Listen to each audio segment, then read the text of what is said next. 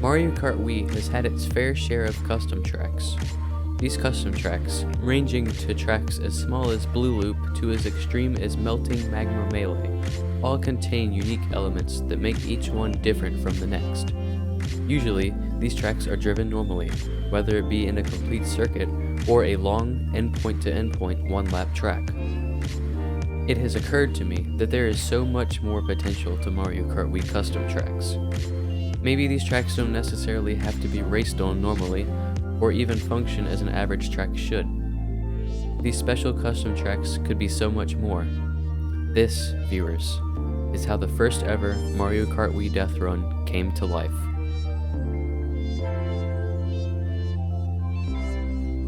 This custom track, created by me, involved many set levels that the player would have to complete in order to finish the track. These levels could include a number of things, from simple gaps over which one must hop, or a complex maze through which one must solve and traverse to move on. Deathrun seemed well appreciated by the community, and I was proud of my work. Of course, judging by the title of this video, you didn't come to hear about the original Deathrun. That's right, there is a sequel, Deathrun 2.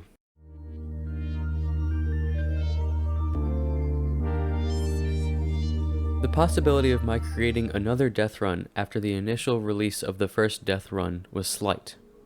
People enjoyed it, of course, but not many people asked for an expansion of the track. But I did include a sign in the first Deathrun stating that it was the non-TAS version of Deathrun, meaning that there must be another track that was TAS only.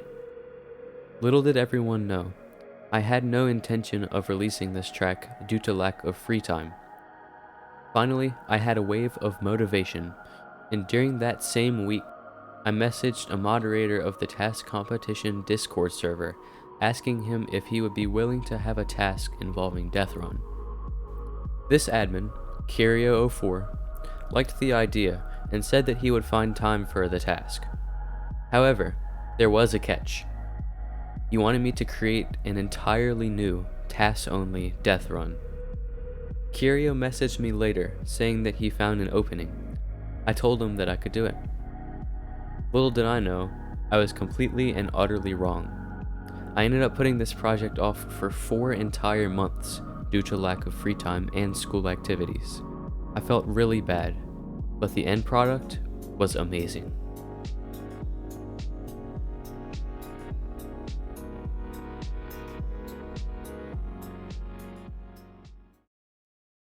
Now that I've given you an introduction and a backstory to the second edition of Deathrun, I'll now show you some of my favorite moments from the task competition results stream.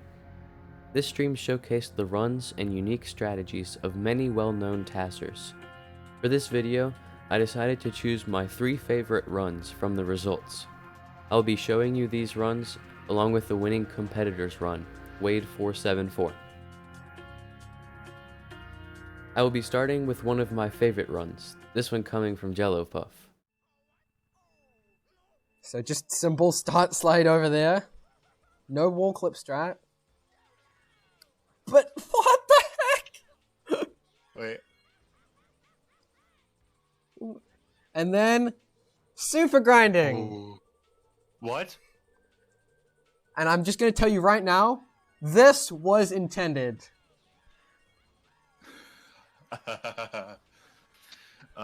So if you've ever seen a staircase, if you have ever seen a staircase and you've ever seen a long, shallow turn, that is the perfect conditions for a super grind. And that's what I put in. Yes. Ooh, that's a nice trick. Oh yeah, forgot to mention, you can actually clip through that wall there if you hit the edge of it just right. So you can have half of your bike on the front and half of your bike on the back. You can just go like right through it. That was a pretty good... So this run is actually really, really good. Yeah, it is. How can we possibly do better than this? Just more optimization? I'm assuming those mushrooms were mushroom abused? Yes, and those mushrooms were properly mushroom abused. And then last turn is actually really good. I was only able to tie the last turn when I was in call with JelloPuff after he made his run. JelloPuff's run was extremely clean, especially the first 20 seconds. The super grind was indeed intended, and JelloPuff executed this maneuver very well.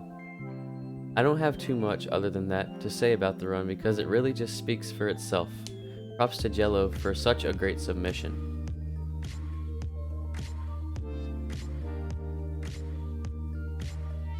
Now that you've seen actual gameplay of Deathrun 2, you can probably assume that there would be many more strategies to come with this track and its obstacles.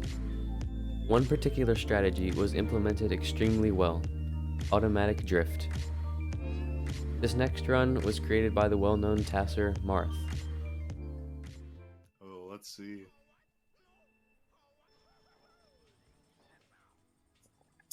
Cutting off the beginning with a wall clip. My god. Ooh, alright. And then how is he going to do this bit? So obviously, surely you need, like, a drift trick, right? Just auto hop.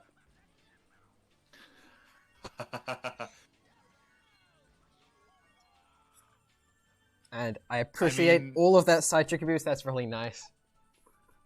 Is that actually side trick abuse? Yes. And right here, you'll probably realize something that you probably hadn't thought of, but if you're an automatic, you can, 1, drift tighter, and 2, accelerate almost instantly because you can just do slip drifts everywhere. Yes. Now, here's what you've been waiting for. How is he going to get through this? We'll just have a look. Oh, I love automatic. It's as simple as going in a straight line. What? Wow. He just does it. And then just getting stuck halfway in the air at the end. First of all, I'd like to say that using automatic in any situation requires a little concentration, so it's incredible that Marth was able to pull off a terrific placement by doing so. Secondly, looking at the maze section, Marth was able to pull it off with much more ease than all the runs thus far because of automatic. That is why this run was in my personal top 3. As you might have noticed, at the beginning of the track, there is an arrow pointing to the leftmost pipe. This was a secondary route of the Deathrun, but many people decided to bypass it because it was just a little bit slower than the hidden route. However, not everyone skipped this route. One of these tassers that didn't, Pyraminxstars, put up an absolutely incredible run. It's right here. Obviously, since Flame Runner can't do a spear start slide, it's going to be less easy to do all this stuff, but this run... Oh my god. Ooh. Oh. Now this looks optimal. Oh. Let's go. Nice pipe. And then nice shroom trick. Doing the entire thing, no stop. Oh. And then Very 1, nice. 2, 3. Let's go. The entire very tricky thing. So if you guys have ever watched BillyNoodles' video, he has a video doing a task of a track called Very Tricky, and that section is from that track. So if you've ever watched that video, you would have known what the optimal thing to do was.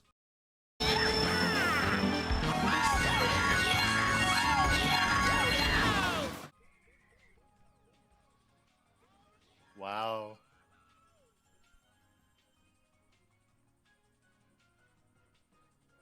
This is a very clean run.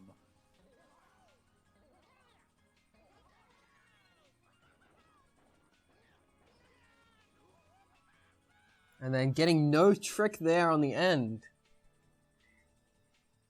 How much does that cost? How much does a trick save? Generally, like, half a second if you do it right. I'm not sure. So, 1 minute 23.8. Amazing work there. That's an incredibly clean run.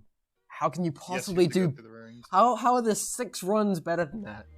This run in particular really impressed me because it utilized strategies that were intended while creating the track.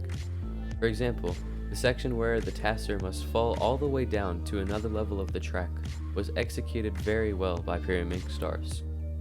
They did a lot of tricks as they went down, and that made the run all the more exciting. There was a very unfortunate feat that occurred during this run though, that happened right before the mushroom section. Pyraminx completed the ring section, then headed for the N64 Bowser's Castle section. As they approached the cannon, they actually did not trick as they entered, and this player was extremely dismayed to find out that you even could trick there. And then getting no trick there on the end. And then getting no trick there on the end.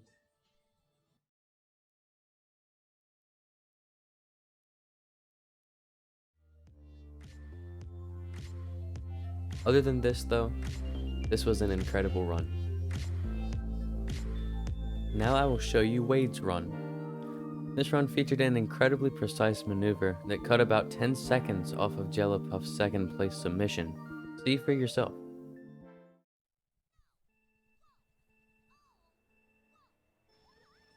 So just all think to yourselves, what could he possibly have done? I'm not going to say anything. I'm just going to let all of you react. Nice wall clip. Nice trick. I'm assuming he does the super grind here. Yes. Okay, avoids the mushroom.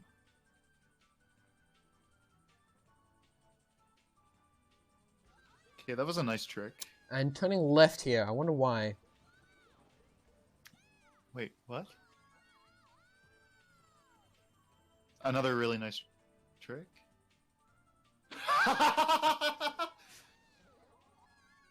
Wow.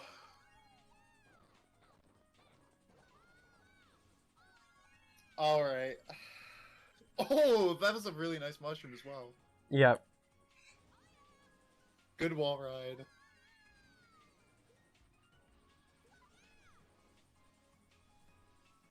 Absolutely destroying everyone with that amazing work.